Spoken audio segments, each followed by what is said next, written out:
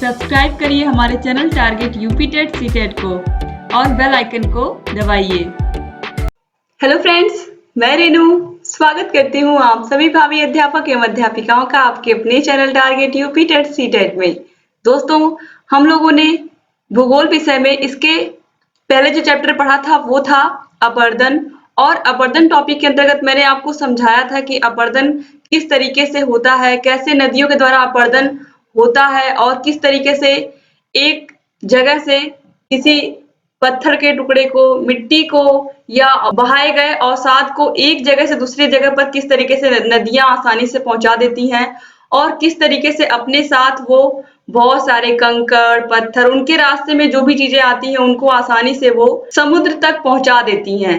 तो यहाँ पर दोस्तों आज हम देखने वाले हैं अपर्दन के आधार कि अपर्दन के आधार क्या क्या होते हैं, किन पर अपर्दन का आधार टिका होता है। तो दोस्तों यहाँ पर चलिए सबसे पहले हम देखते हैं किसी भी नदी द्वारा किया गया अपर्दन निम्न भागों पर निर्भर करता है। यानी कि नदी, अगर कोई नदी है तो वो अपर्दन कब करेगी, कब वो अपने साथ मिट्टी को बहा पाएगी, कब अपने साथ कंकड़ पत्थर को बहा पाएगी। तो सबसे पहले नदी में क्या होना चाहिए, नदी की धार बहुत तेज होनी चाहिए अगर वो किसी चीज को अपने साथ ले जाना चाहती है। तो यहाँ पर देखिए, इसीलिए सबसे पहला पॉइंट है नदी के जल का वेग। नदी के जल का वेग उसके ढाल और जल की मात्रा पर निर्भर करता है। जब नदी घाटी का ढाल तीव्र होता है अथवा नदी में जल की मात्रा अधिक होती है तो नदी का वेग तीव्र होता है। नदी के वेग के तीव्र होने से अपर्दन कार्य भी तीव्र होता है। जैसा कि मैंने आपको समझाया अभी, अगर नदी का वेग तेज होगा तो अपने सामने, उसके सामने जो भी वस्तु आएगी, जो भी उससे टकराएगी, वो सब उसके साथ बहती चली जाएंगी। तो यहाँ पर यही बताया गया है कि अगर नदी के जल का वेग बहुत ही तेज है तो नदी के द्वारा जो अपर्दन का कार्य है वो भी बहुत ही तीव्र गति से होगा। अब दूसरा पॉइंट यहाँ पर आता है दोस्तों, नदी के जल का आयतन। अब दोस्तों अपर्दन का कार्य इस पर भी निर्भर करता है कि नदी का आयतन कितना है, यानी कि इसमें जो जल है उसका आयतन कितना है। अगर जल बहुत गहरा है, जल की मात्रा अधिक है, तो भी जल का जो वेग है वो भी क्या होगा, वो भी तेज होगा। अगर नदी छिछली है, उसमें पानी कम है, पानी का आयतन कम है, तो वो अपने साथ बहुत सारी चीजें नहीं बहा करके ले जा सकती है। जल में मात्रा, नदी में जल की मात्रा भी अधिक होनी चाहिए और जल का वेग भी बहुत तीव्र होना चाहिए किसी भी वस्तु को अपने साथ बहा ले जाने के लिए। देखिए, किसी स्थान पर अपर्दन की मात्रा नदी के जल के अपर्दन पर भी निर्भर करती है, क्योंकि नदी के जल के वेग का उसके आयतन से घनिष्ठ संबंध होता है। यही कारण है बाढ़ के समय भी जब नदियों में जल की मात्रा अधिक होती है तो अपर्दन कार्य भी अधिक होता है। दोस्तों, जब जल की मात्रा अधिक होती है, नदी अधिक गहरी होती है, तो उसमें अपर्दन की जो क्रिया होती है वो बहुत ही तीव्र होती है और वो आसानी से एक स्थान से दूसरे स्थान पर जो भी वस्तुएं उसके सामने आती हैं उनको पहुंचा देती है। तो इस तरीके से अब यहाँ पर देखिए, नदी के तल की बनावट पर भी निर्भर करता है अपर्दन। इसके अलावा नदी जल में जलोढ़क की मात्रा, यानी कि यहाँ पर कहने का तात्पर्य है कि अगर नदी ने बहुत सारी चीजें अपने साथ इकट्ठी कर ली है एक साथ बहा ले जाने के लिए, तो बहुत सारी चीजें ऐसी होती हैं जो वहीं पर नदी के तलछटी में ही बैठ जाती हैं और वो सारी चीजें नहीं बहा कर ले जा सकती है। तो इस तरीके से नदी के जल में जलोढ़क की कितनी मात्रा है और नदी का जल उनको कितना कितना अधिक मात्रा में एक स्थान से दूसरे स्थान पर पहुंचा रहा है, ये भी बहुत ही जरूरी है।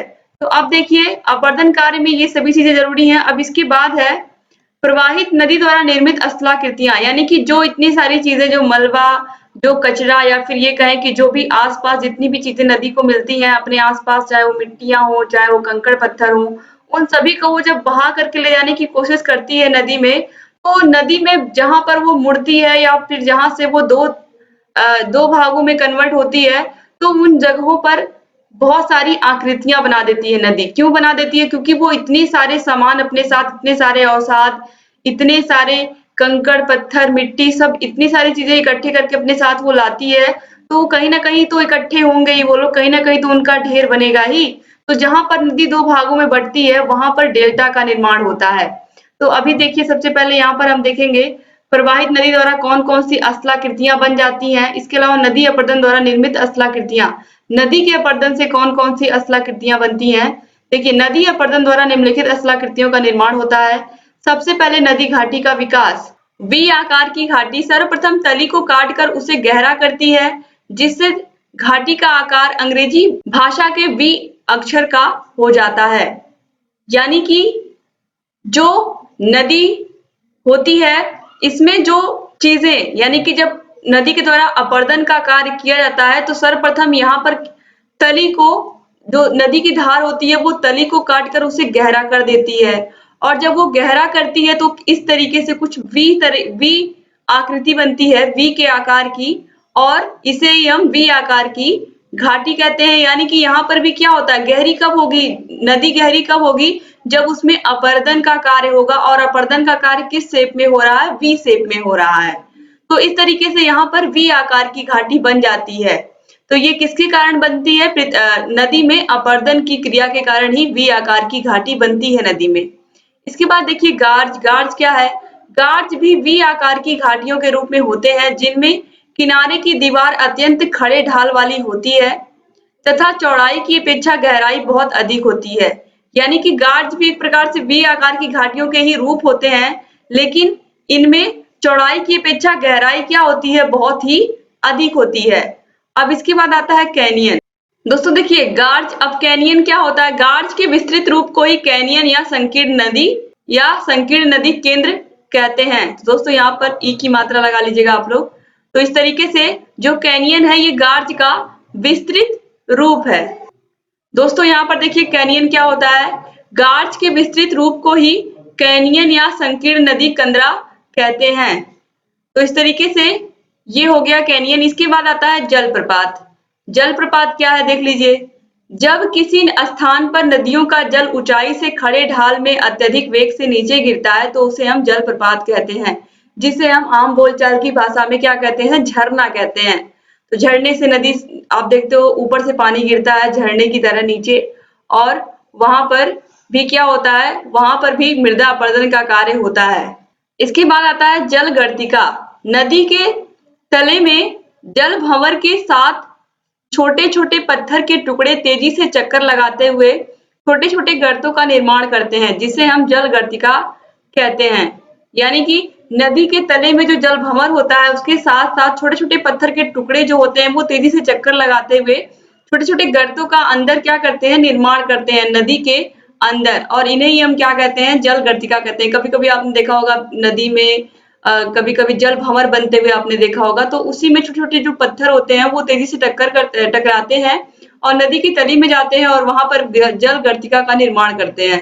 तो इस तरीके से दोस्तों आज आपने देखा कि जो नदियां होती हैं वो किस तरीके से अपर्दन की क्रिया में भाग लेती हैं और किस तरीके से वी आकार की घाटी बन जाती है, और किस तरीके से आपने देखा यहाँ पर गार्ज, कैनियन, इन सभी के विषय में आपने देखा कि किस तरीके से नदी में अपर्दन की क्रिया होती है और उससे किन किन आकृतियों का निर्माण होता है। तो दोस्तों उम्मीद करती हूँ कि आज आपको ये टॉपिक समझ में आया होगा।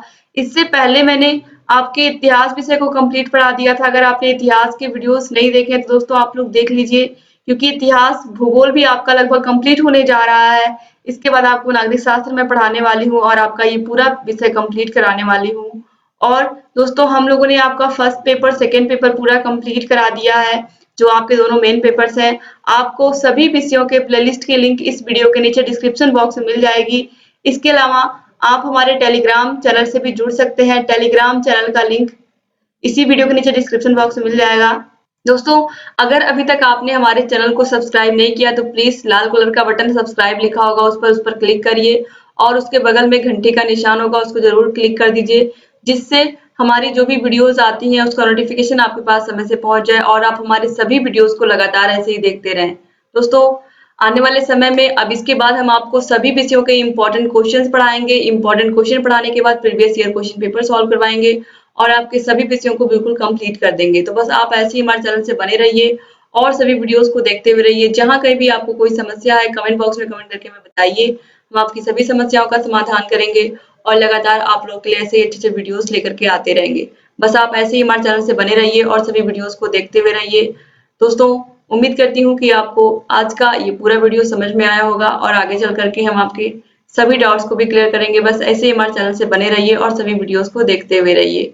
दोस्तों अगर कहीं कोई भी प्रॉब्लम है तो कमेंट बॉक्स में कमेंट करना बिल्कुल मत भूलिएगा और आपके जितने भी फ्रेंड्स हैं सबको इस वीडियो को जरूर शेयर कर दीजिएगा, चाहे व्हाट्सएप ग्रुप हो, फेसबुक हो, इंस्टाग्राम, जहां पर भी आपके फ्रेंड्स का ग्रुप हो, कॉलेज का ग्रुप हो, वहां पर जरूर शेयर कर दिया करिए, जिससे हमारे सभी वीडियोस को हमारे डीएलएड के भाई बहन देख सकें और लगातार जो इतनी मेहनत हम आप लोग के लिए कर रहे हैं ये ऐसे ही हम आगे और भी करते रहें, क्योंकि अगर आप हमारे वीडियोस को देखोगे, हमारे वीडियोस को लाइक करोगे, हमारे लिए अच्छे से कमेंट करोगे तो कहीं ना कहीं हमारा उससे बहुत उत्साहवर्धन होता है और हम कोशिश करते हैं आप लोग के लिए और अच्छी अच्छी चीजें लाने की। तो बस ऐसे ही आप लोग हमारे चैनल से बने रहिए और सभी वीडियोस को देखते हुए रहिए। तो दोस्तों मिलते हैं नेक्स्ट वीडियो में, तब तक अपना ख्याल रखिएगा। जय हिंद दोस्तों।